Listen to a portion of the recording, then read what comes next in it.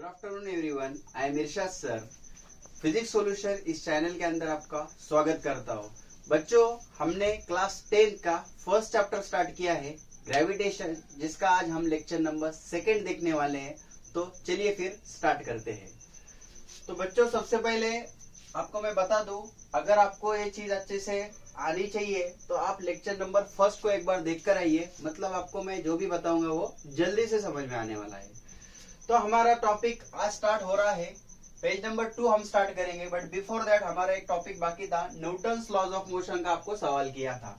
तो आप Newton's laws of motion के बारे में अगर बात करेंगे तो न्यूटन के बेसिकली 3 लॉ होते हैं, जिसमें हम पढ़ेंगे न्यूटन का फर्स्ट लॉ। अब न्यूटन का फर्स्ट लॉ क्या है? ओके, न्यूटन का फर्स्ट लॉ क्या है? तो न्यूटन क्या कहते हैं? Every object is at rest or uniform motion. Every object is at rest or uniform motion until and unless unbalanced force acting on it. इसका मतलब क्या है समझ लेते हैं। न्यूटन ने अपने फर्स्ट लॉ में क्या कहा? अब वैसे तो आपको ये लॉ 9 में हो चुके हैं, बट सवाल किया गया इसलिए मैं आपको बता दे रहा हूँ। तो न्यूटन क्या कहते हैं, कोई भी ऑब्जेक्ट जो है रेस्ट में होता है या फिर यूनिफॉर्म मोशन में होता है। लेकिन कब तक होता है वो? जब तक हम उस ऑब्जेक्ट के ऊपर क्या नहीं लगाते? अनबैलेंस फोर्स नहीं लगाते। मतलब मान लो कोई भी एक ऑब्जेक्ट है, अभी एक ऑब्जेक्ट है, ओके, अभी ऑब्जेक्ट कैसा है? रेस्ट में है। अब मुझे बताओ, अगर मैंने 10 साल के लिए भी अगर इस ऑब्जेक्ट के ऊपर फोर्स लगाया नहीं तो ये ऑब्जेक्ट कहीं जाने वाला है क्या? ये ऑब्जेक्ट कहीं जाने नहीं वाला है। ये ऑब्जेक्ट कैसा रहेगा? रेस्ट में रहेगा। मतलब क्या है उसका? क्योंकि मैंने उसके ऊपर फोर्स अप्लाई किया ही नहीं है, इसलिए ऑब्जेक्ट कैसा है? रेस्ट में। या फिर मान लो कोई ऐसी चीज है गोल गोल घूम रही है और इसका स्पीड है 10 किलोमीटर पर आवर। कितना स्पीड है? 10 किलोमीटर पर आवर। अब मैं अगर इसका स्पीड चेंज ही नहीं करूंगा या फिर कोई फोर्स अप्लाई नहीं करूंगा, जैसा कि मान लो ये आपके घर के अंदर का फैन है और ये घूम रहा है, अगर आप रेगुलेटर को हाथ ही नहीं लगाएंगे तो उसका स्पीड चेंज होने वाला है क्या? नहीं होने वाला है। मतलब वो कैसा रहेगा? यूनिफॉर्म मोशन में रहेगा। तो वही चीज है, जब तक हम कोई अनबैलेंस फोर्स ऑब्जेक्ट के ऊपर अप्लाई नहीं करते, वो चीज या तो रेस्ट में होती है या फिर कैसे होती है? यूनिफॉर्म मोशन में होती है। तो ये है हमारा न्यूटन का फर्स्ट लॉ। क्या है न्यूटन का फर्स्ट लॉ? एवरी ऑब्जेक्ट कैसा होता है? रेस्ट में होता है या फिर यूनिफॉर्म मोशन में होता है, जब तक हम उसके ऊपर क्या नहीं लगाते? अनबैलेंस फोर्स नहीं लगाते। क्योंकि क्या हो सकता है, मान लो आपके पास ऐसा एक ऑब्जेक्ट है और ऐसी कोई रस्सी है आपके पास, आपने इधर 5 न्यूटन का फोर्स लगाया और इधर भी 5 न्यूटन का फोर्स लगाया, तो ये जो ऑब्जेक्ट है ये रेस्ट पर ही रहने वाला है। क्योंकि यहाँ पे ये जो फोर्स है, ये कैसा फोर्स है? अभी बैलेंस फोर्स। हमें कैसा फोर्स चाहिए? Unbalance force. अगर आप अनबैलेंस फोर्स नहीं एक्ट करेंगे, बैलेंस फोर्स आप अप्लाई करेंगे, तो ऑब्जेक्ट कैसा रहेगा? रेस्ट पे रहेगा। तो जब तक हम ऑब्जेक्ट के ऊपर फोर्स नहीं लगाते, ऑब्जेक्ट रेस्ट पे होता है या फिर यूनिफॉर्म मोशन में होता है। और जब ऑब्जेक्ट रेस्ट या यूनिफॉर्म मोशन में होता है, उसके ऊपर कौन सा फोर्स होता है? Balance force. तो हमें उसकी ये स्टेट को अगर चेंज करना है तो फिर कौन सा फोर्स अप्लाई करना पड़ेगा? Unbalance force. तो ये था हमारा न्यूटन का फर्स्ट लॉ।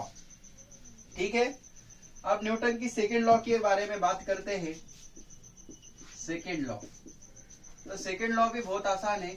सेकेंड लॉ है the rate of change of momentum. Rate of change of momentum is directly proportional to external force.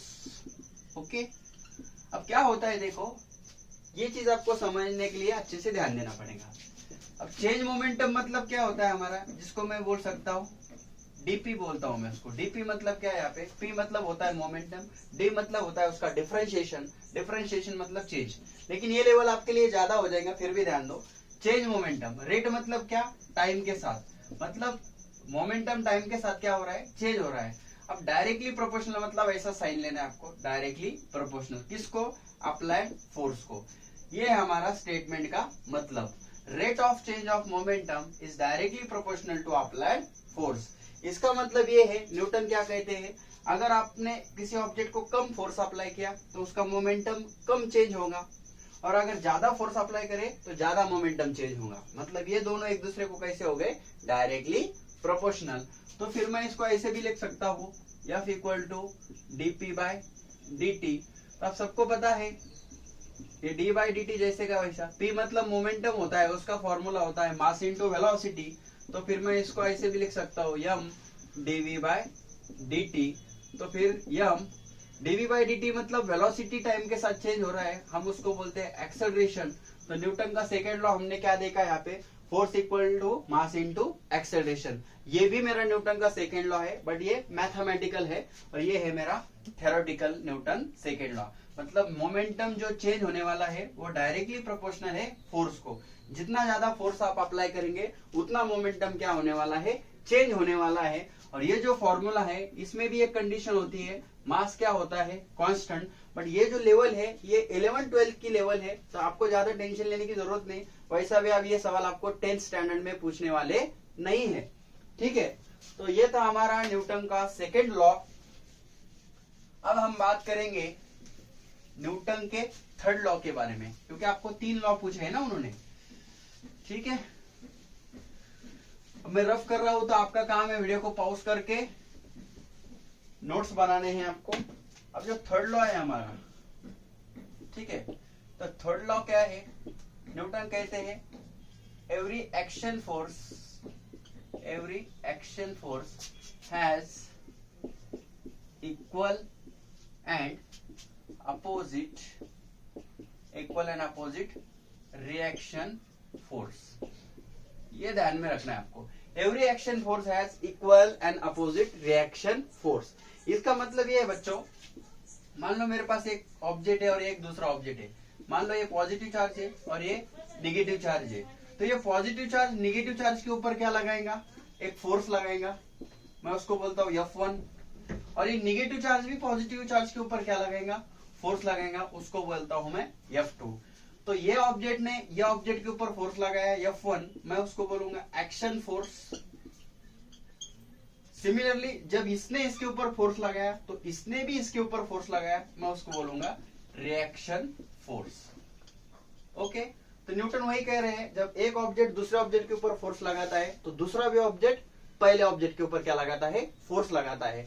तो ये आपको ध्यान में रखना है, एक्शन फोर्स जहां पर है वहां पे रिएक्शन फोर्स है।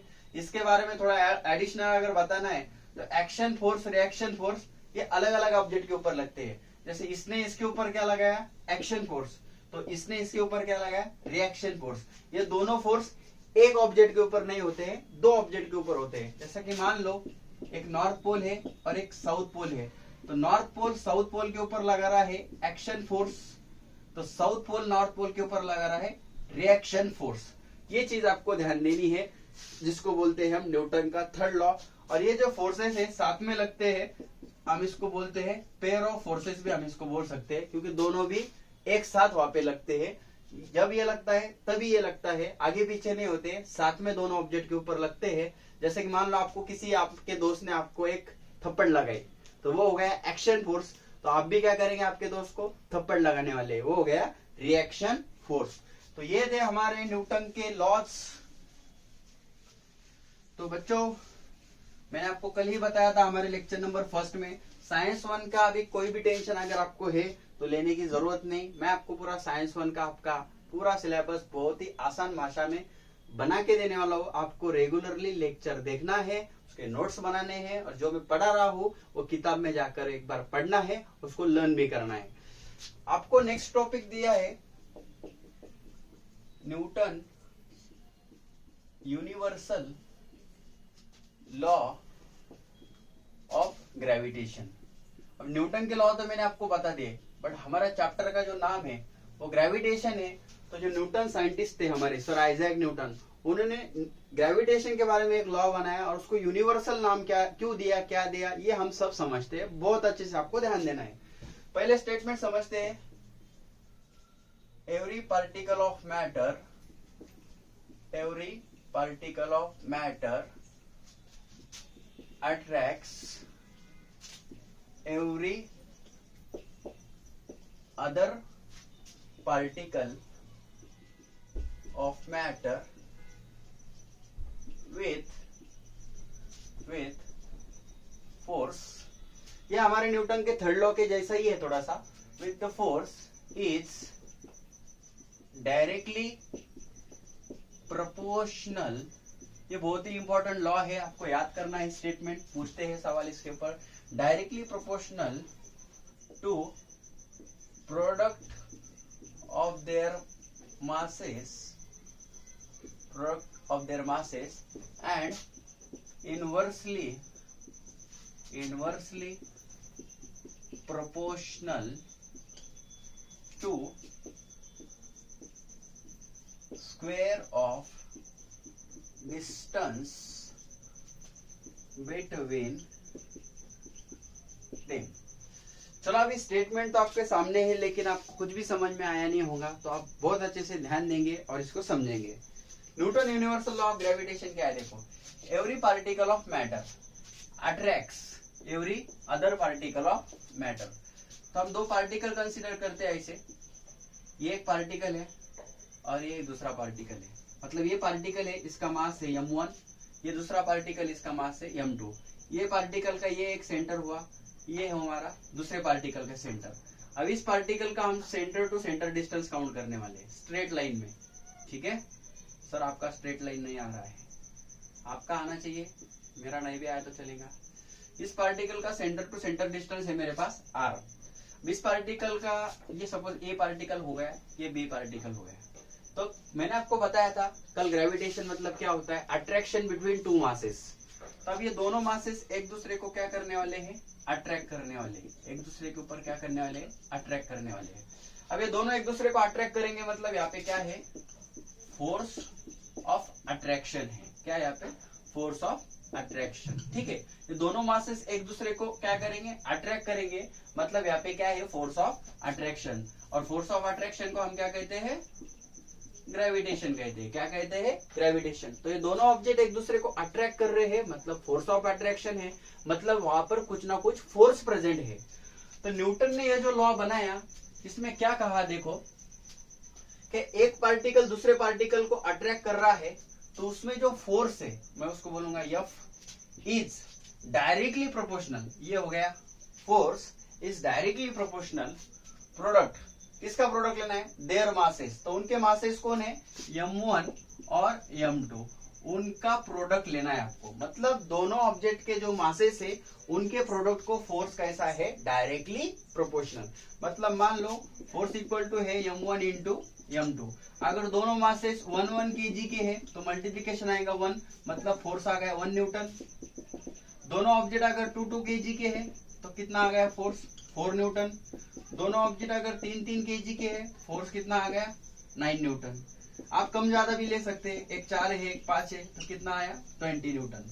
तो आप समझ पा रहे हैं, जैसे मैं मासेस को बढ़ा रहा हूँ, फोर्स भी क्या हो रहा है, बढ़ रहा है। तो ये तो हमें भी पता है, जब ऑब्जेक्ट का मास बढ़ेगा तो उनके बीच में का फोर्स भी बढ़ेगा। तो ये जो रिलेशन है इसको हम बोलते हैं डायरेक्टली प्रोपोर्शनल। मतलब मास बढ़ेगा तो फोर्स भी बढ़ेगा। तो ये मासेस को फोर्स कैसा हो गया, डायरेक्टली प्रोपोर्शनल। उसके बाद इनवर्सली प्रोपोर्शनल, फोर्स को इनवर्सली प्रोपोर्शनल। किसको है फोर्स इनवर्सली प्रोपोर्शनल, स्क्वायर, किसका स्क्वायर, डिस्टेंस बिटवीन देम। अब इसके बीच में का डिस्टेंस कौन है, r, उस डिस्टेंस का क्या लेना है, स्क्वायर, और उसको कैसा है, इनवर्सली प्रोपोर्शनल। अब इसका मतलब ऐसा है, दो ऑब्जेक्ट में जितना ज्यादा डिस्टेंस होगा उतना फोर्स कैसा लगेगा, कम लगेगा, और जितना डिस्टेंस कम रहेगा उतना फोर्स कैसा लगेगा, ज्यादा लगेगा। तो ये हो गया हमारा Newton universal law of gravitation, या थ्योरेटिकली दिया है, यहाँ पे डायग्राम है और यहाँ पे फॉर्मूला है। अब ये दोनों को एक साथ लिखता हूँ, ये दोनों को एक साथ लिखता हूँ। तो ऊपर क्या है, m1 m2, और नीचे क्या है, r का स्क्वायर। तो बच्चों इसके जगह पे अगर मैं इक्वल टू लेता हूँ तो मुझे कुछ कांस्टेंट लेना पड़ेगा, इसको प्रोपोर्शनलिटी बोलते हैं। उसके जगह पे इक्वल टू साइन लेता हूँ तो मैं कांस्टेंट लूंगा g, और आगे बचेगा m1 m2 upon r square. तो फोर्स का फॉर्मूला आ गया मेरे पास, g m1 m2 upon r square. समझ रहे बात को। g मतलब यहाँ पे क्या है, g मतलब है आपका ग्रेविटेशनल कांस्टेंट। g मतलब क्या होता है, ग्रेविटेशनल कांस्टेंट। ओके, ये हो गया उसका नाम, ठीक है। ओके, अब हमको कुछ ऐसा बोल सकते हैं, अगर आपके दोनों भी ऑब्जेक्ट जो है अगर 1 kg के है और दोनों ऑब्जेक्ट के बीच में 1 मीटर का डिस्टेंस है, ओके, तो फोर्स कितना लगेगा, ऐसा सवाल कर सकते हैं। तो फोर्स का फॉर्मूला क्या है, G m1 m2 upon r square. तो F equal to G m1 1 है, m2 1 है और ये भी 1 है, तो 1 का स्क्वायर 1, 1 इंटू 1 1, 1 1 पूरा कैंसिल हो जाएगा, मतलब F इक्वल टू क्या आएगा, G। मतलब ग्रेविटेशनल फोर्स जो है ग्रेविटेशनल कांस्टेंट को कैसा आ जाएगा, सेम आ जाएगा। ठीक है, और भी इसके ऊपर सवाल बन सकते हैं, जैसा कि आपको बोल सकते हैं मासेस अगर आपने डबल कर दिए तो, कोई एक मास है अगर उसको आपने डबल कर दिए तो, या फिर दोनों मासेस को डबल कर दिया, डिस्टेंस को हमने कुछ भी नहीं किया, तो कैसा होगा फिर 2 2 का क्या हो जाएगा 4, आगे क्या बचेगा आपका G m1 m2 upon r square. मतलब आपका फोर्स क्या हो जाएगा 4 टाइम्स क्या हो जाएगा, बढ़ जाएगा, क्योंकि मैंने आपको बताया आपने मासेस बढ़ाया तो फोर्स भी क्या होने वाला है, बढ़ने वाला है। समटाइम्स आप क्या कर सकते हैं, जैसा कि मान लो किसी ने क्या किया, डिस्टेंस को बढ़ा दिया, अभी डिस्टेंस को बढ़ा दिया 1/r स्क्वायर है मेरे पास, अगर डिस्टेंस को आपने 2 टाइम्स बढ़ा दिया तो क्या हो जाएगा यहाँ पे 2 का स्क्वायर, मतलब आ जाएगा 1/4। मतलब फोर्स यहाँ पे क्या हो गया, डिक्रीज हो गया बाय फैक्टर 4 से, क्योंकि आपने डिस्टेंस को बढ़ाया तो r की वैल्यू क्या हो गई, डबल हो गई, बढ़ाया मतलब 2 टाइम्स बढ़ाया, डिस्टेंस डबल हो गया तो फोर्स क्या हो गया 4 टाइम्स से डिक्रीज हो गया। अब डिस्टेंस अगर 3 टाइम्स कर दिया आपने तो 1/r की वैल्यू कितनी 3 का स्क्वायर कितना 9, मतलब फोर्स 9 फैक्टर से क्या हो जाएगा, डिक्रीज हो जाएगा। तो कुछ इस तरह से भी आपको क्या करना है, सॉल्व करना है। तो ये हो गया हमारा Newton universal law of gravitation. इसको यूनिवर्सल क्यों कहते हैं, हम कोई भी यूनिवर्स में, कोई भी यूनिवर्स के कोई भी 2 ऑब्जेक्ट में ये लॉ को क्या कर सकते हैं, अप्लाई कर सकते हैं। सभी ऑब्जेक्ट के लिए ये कैसा है, एप्लीकेबल है। जैसे मैग्नेट की बात करते हैं तो मैग्नेट उनके बीच में फोर्स लगता है, मैग्नेट के अलावा कहीं दूसरी तरफ फोर्स लगता है क्या, नहीं। तो जो इलेक्ट्रोमैग्नेटिक फोर्स हुआ है वो यूनिवर्सल हुआ क्या, नहीं। यूनिवर्सल मतलब आप पूरे यूनिवर्स में के कोई भी 2 ऑब्जेक्ट ले लो, उनके लिए ये लॉ कैसा है, वैलिड है, इसलिए हम इसको बोलते हैं यूनिवर्सल लॉ। ठीक है, तो इतना आपको नोट डाउन करना है। बाकी इसमें तो कुछ मैंने आपको जो बाकी है ऐसा तो कुछ रखा नहीं, ऑलमोस्ट चीजें तो मैंने आपको बता दी है। फिर भी आपको एक छोटी सी चीज बता देता हूं, जैसा कि क्या फॉर्मूला प्रूफ किया है फिर हमने, G m1 m2 bye r square. यहां से हम क्या कर सकते हैं, ये r स्क्वायर नीचे से ऊपर आ गया, ये m1 ऊपर से नीचे आ गया, m2 इधर नीचे आ गया, तो इधर कौन बचा हमारा, G बचा, और G को मैं इधर लिखता हूं, तो G का भी फॉर्मूला हमारे पास आ गया है। देखो r स्क्वायर ऊपर गया है और m1 m2 नीचे आ गया है, तो G मतलब क्या था, ग्रेविटेशनल कांस्टेंट, उसका हम ऐसा यूनिट बना सकते हैं। फोर्स का यूनिट क्या है, न्यूटन। r मतलब डिस्टेंस, उसका यूनिट है मीटर, उसका स्क्वायर। फिर m1 का kg और m2 का kg मतलब kg का स्क्वायर। तो ये हो गया हमारा ऐसा यूनिट। सीजीएस यूनिट अगर बात करेंगे तो न्यूटन का सीजीएस होता है डाइन, मीटर का होता है सेंटीमीटर और केजी का होता है ग्राम। तो ये हो गया सीजीएस यूनिट। बाकी अगर वैल्यू की बात करेंगे तो 6.67 इंटू 10⁻⁻11 ये वैल्यू आपको 10th क्लास के पेपर में दी होती है, फिर भी आप याद भी कर सकते हैं। और उसका यूनिट क्या है, ये यहाँ पर न्यूटन मीटर स्क्वायर पर केजी स्क्वायर। तो इस तरह से आज के हमने लेक्चर नंबर 2 में Newton universal law of gravitation आपको बताने की कोशिश की, और उसी के साथ न्यूटन के 3 लॉ भी मैंने आपको बताए हैं। और बच्चों इसके पहले हमने लेक्चर नंबर 1 भी देखा था, वो भी आप एक बार देख लो, ठीक है। तो मुझे आप बताओ लेक्चर नंबर 1, 2 दोनों लेक्चर देखने के बाद आप मुझे कमेंट करके बताओ, या फिर ये मेरा व्हाट्सएप नंबर है, तो आप मुझे बताओ जो मैं आपको साइंस 1 पढ़ा रहा हूँ वो आपको समझ में आ रहा है या नहीं आ रहा है, क्या इंप्रूवमेंट करने की कुछ जरूरत है, कुछ चीजें आपको नहीं समझ में आ रही है, क्या आपको लगता है, ये आप मुझे कमेंट करके बताओ। मैं आपको 101% बता रहा हूँ, आपका साइंस 1 में बहुत ही अच्छे से आपको करवा के देने वाला हूँ, इजी करवा के देने वाला हूँ। बस आपको रेगुलरली लेक्चर देखना है, और मैं आपको गारंटी देता हूँ दिसंबर के एंड तक मैं पूरा साइंस 1 का सिलेबस आपको फिनिश करके देने वाला हूँ, यूट्यूब के ऊपर आपको रेडी करके देने वाला हूँ। आपको कोई भी टेंशन लेने की जरूरत नहीं है। हम साइंस 1 में 40 में से 40 ही मार्क्स लेने वाले हैं। जस्ट आपको रेगुलर लेक्चर करना है और उसके नोट्स प्रॉपर बनाने हैं। अगर नहीं समझ में आया तो कमेंट करना है, या इस नंबर पे आप मुझे व्हाट्सअप करके आपके डाउट भी शेयर कर सकते हैं।